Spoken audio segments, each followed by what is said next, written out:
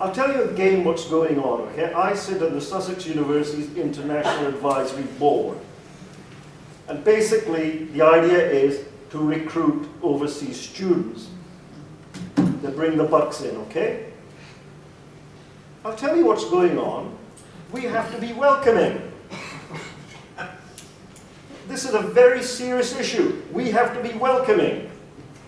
So when we recruit from Saudi Arabia or the Gulf countries, where these rights are anathema, okay, we have to keep quiet. We don't have debates like these.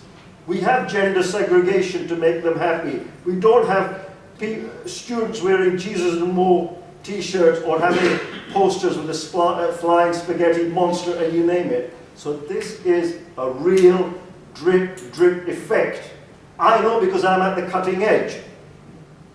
Because I am on this committee whose job it is to raise money for the university.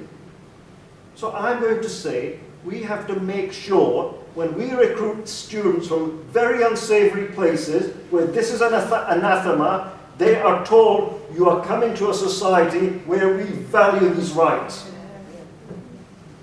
And we don't wring our hands and make silly excuses. And then we take a stand, a firm stance. Now you mentioned John Stuart Mill, okay?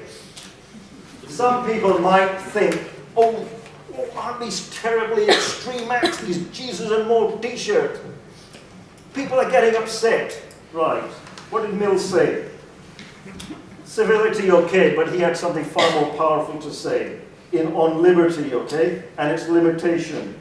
Strange it is that men should admit the argument for free discussion, but object to their being pushed to an extreme. Not seeing that unless their reasons are good for an extreme, they're not good for any case. That's Mill's response to Paul Kelly. And we should raise that banner, especially in a university like this. These are you know what? I have had threats from Islamists. I'm from an Islamic background, you might guess from my name. They don't like me. Okay? And there are a number of us like that. I'm in the ivory towers and I can, I can write like in today's Independent, have a letter and I can cage it in flowery language.